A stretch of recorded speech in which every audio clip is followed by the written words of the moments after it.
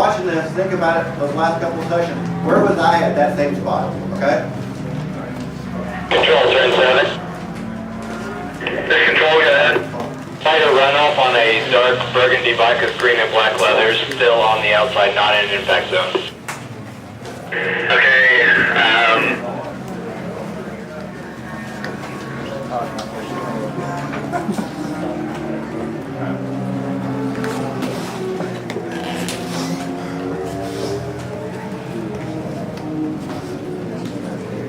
The last week we placed through the presentation, I take that one.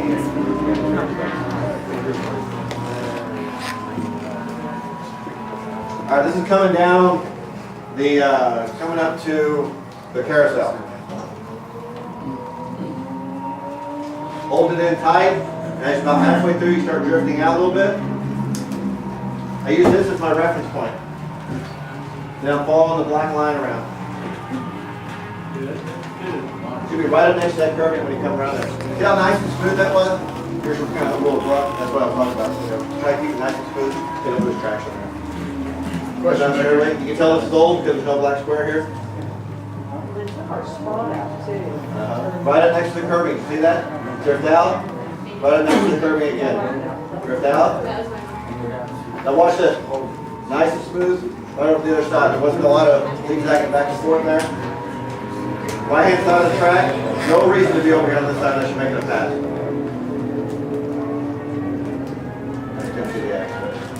Right next to the curving, hugging it. Right next to the other curving. Nice and smooth. Nice and smooth.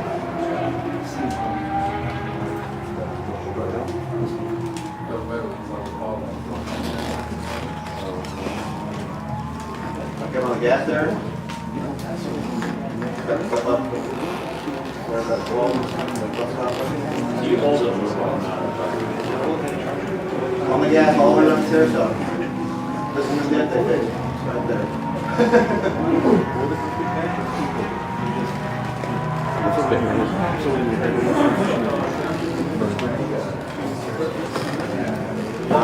I do one right here and then the rest of it.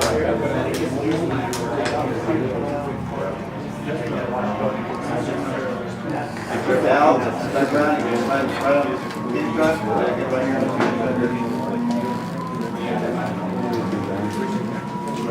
Again, staying over this right hand side of the track, there's no reason to be over on this side. Everybody's on the bus though.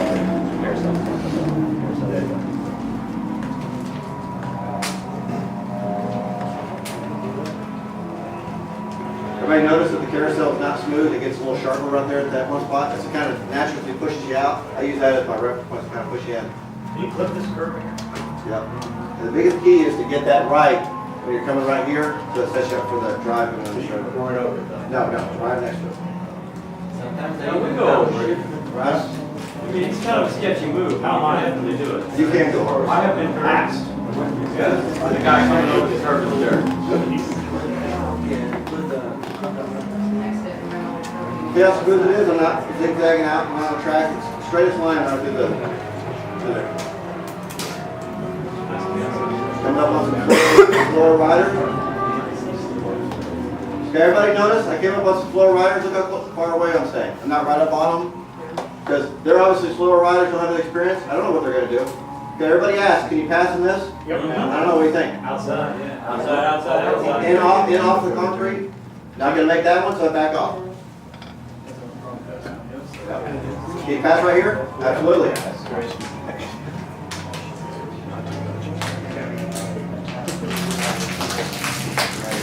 How about right here? Absolutely, that's straight away. So what if they done that if you can't before that, where it's going to right into the run here? Because you're outside or then you're still on the inside. The biggest thing is depends on the difference in the speed, on how fast you're going to run. Pretty good bump on the right side. I usually get it every time, but If you take the arc, Grant will run you in the outer two sneaks. The arc, the Grant will run you in the middle, yeah. It's just pretty ugly at speed, man. So it's okay to go left? a little bit, yeah. But you better carry a ton of speed or you're gonna get stuffed with about 8 bikes.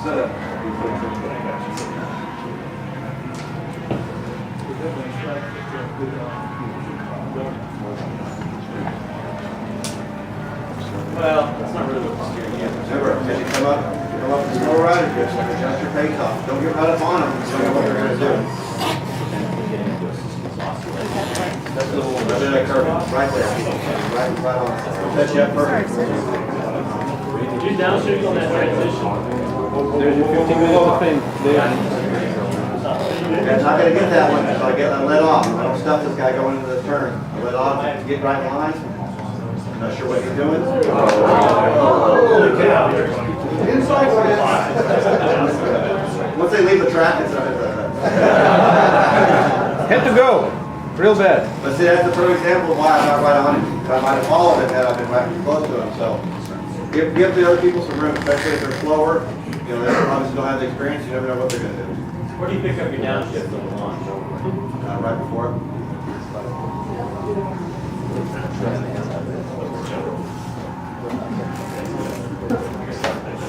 What about right after? Do it right after too. So the whole section. Yeah, be quick though, here, kind of back and forth. Yeah. Cody was teaching me in December to I think- goes over. And As a then golden downshifts rule, right I between never the two, downshift leaned over. I'll upshift leaned over, but I won't downshift leaned over just because it can, you know, it disrupts the bike too much. So. Everybody notice I come over to about, you know, about the seam here? I try to leave enough room in case somebody was coming up on the outside of me, they keep going. Get that, Mom? But the thing there is, you're not actually, you're not braking going into the, And then right before that? right before. I do a little bit, I do a little engine braking. Your engine brake. A lot of people actually downshift right before they. Yeah, well, sometimes I'll downshift, depends on how fast I get going. How about this? That was a little close, yeah. We're gonna use that as an example of what not to do. Okay? We all make mistakes, right? Right? That's an example of what not to do.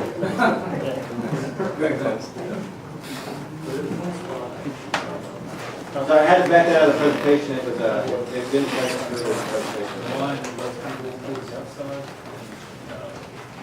What I was trying to show there was, I want you guys to see where you should be on the track. I can show you on the map all day long. You see it in motion, sometimes it helps a little bit, so I hope it helps. Now we'll go over the turns and you actually see an aerial view and a line of where you should be on the track. This is the gut check right here. Coming up to the launch, coming out of pit out.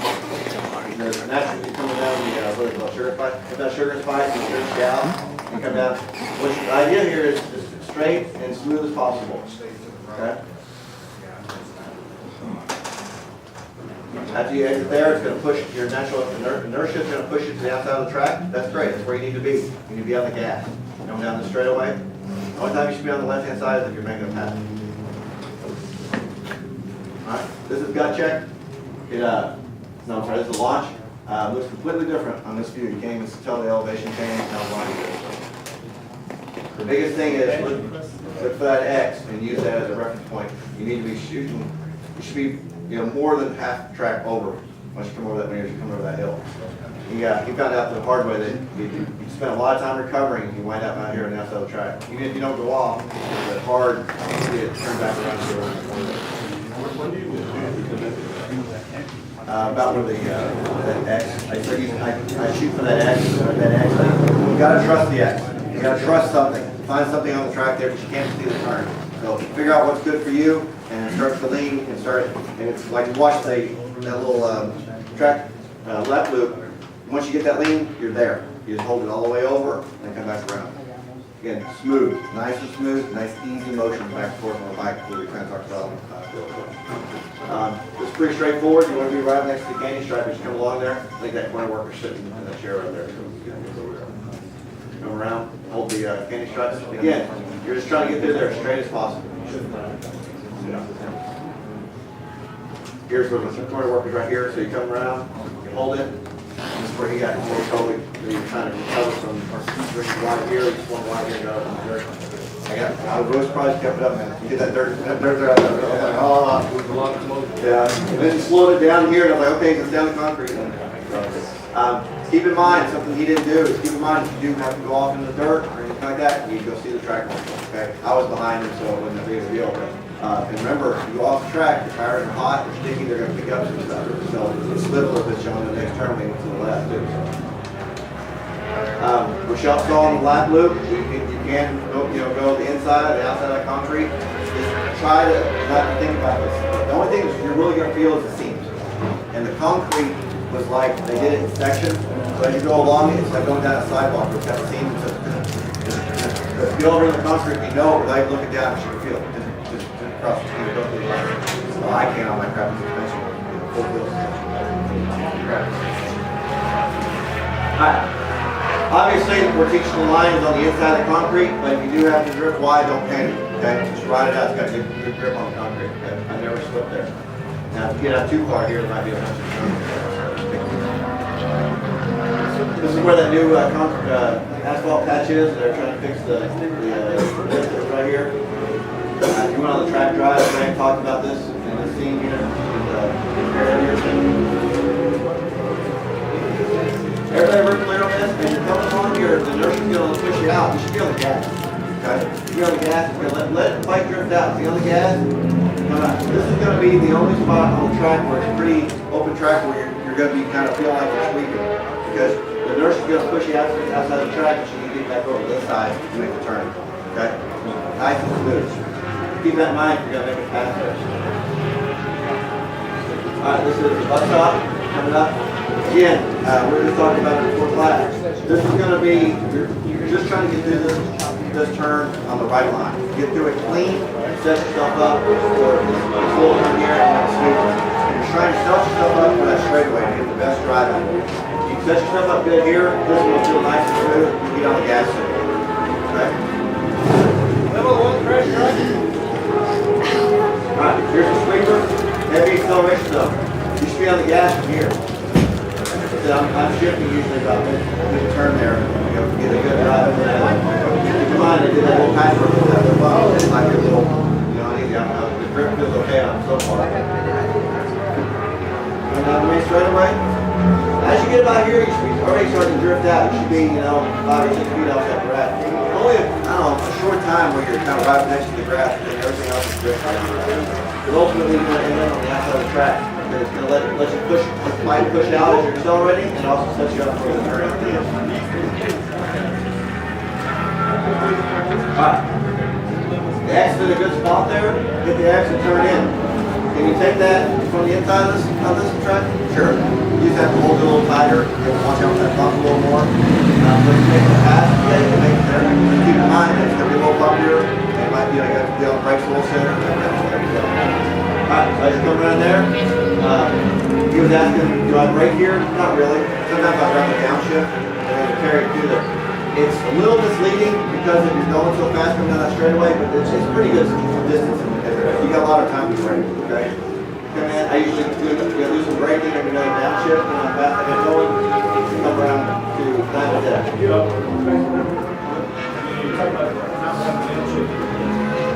I downshift twice a day.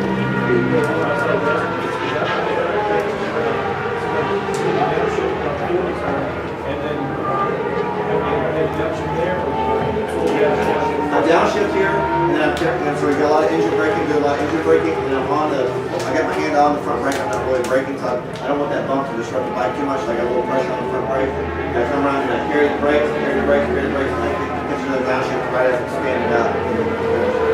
You want to get, there's a fine line between getting it done too early and the bike slowing down too much, and showing it too late, and you're set, and that time is ready. Okay. Has Diamond Edge been anybody yet? Anybody running wide on it?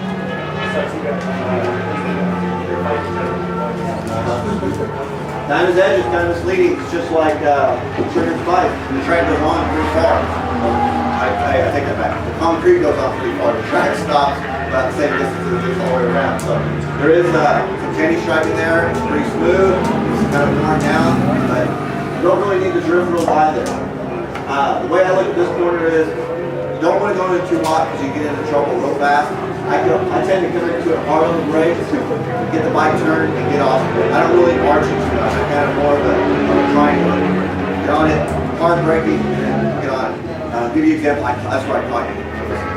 So you make up a lot of time right there. Hard in on the brakes, turn it, and then get hard on the gas. Because if you start trying to swoop it, you drift out too far, get out to the traffic side.